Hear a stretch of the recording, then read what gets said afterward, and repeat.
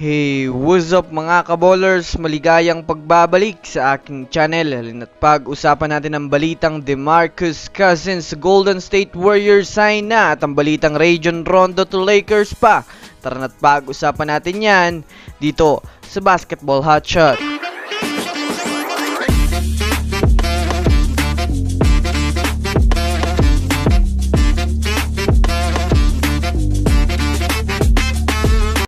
Una nga muna tayong dumako mga kaballers sa balita patungkol sa koponan ng Los Angeles Lakers.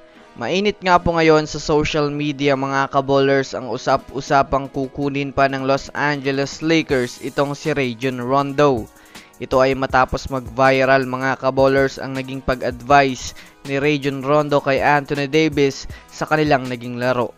Ayon nga po mga kaballers sa pinakabagong impormasyon na lumabas ngayon matapos ang pag-ayos ng kanilang lineup ay maugo nga po ang usap-usapan na balak nga ng Lakers kunin itong si Rajon Rondo hindi bilang point guard nila kundi bilang assistant coach, lalo pat gamay naman nga nito ang laruan ng kanyang mga former teammates na si LeBron James at Anthony Davis.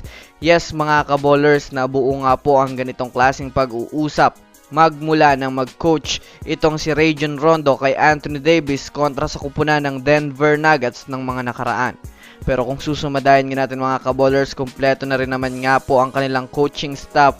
Kaya medyo matagal pa ito bago mangyari since kailangan pa rin naman po ng Lakers ng eksaktong panahon para maipapasok pa nila itong si Rajon Rondo.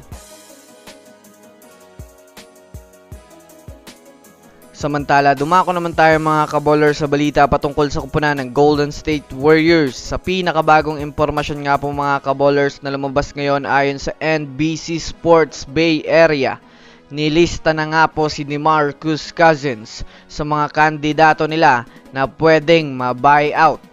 Well, kung susumadayin nga natin mga kaballers, tama lang nga po ang kanilang plano, lalo pat kailangan nga talaga nila ng 7-foot big man na makakatulong sa kanilang team.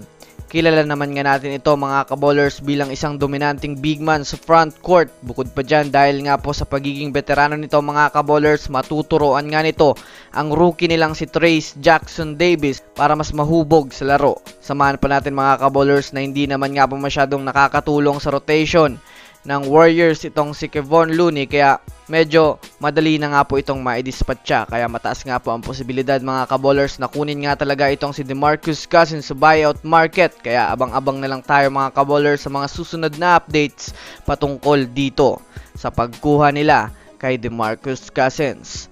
So yun lamang mga kaballers, yun lang naman ang pag-uusapan natin ngayon. Pindutin ang subscribe and hit nyo na rin ang notification bell para sa mga susunod na updates sa mundo ng basketball. Again, this is Basketball Hotshots. Thanks for watching.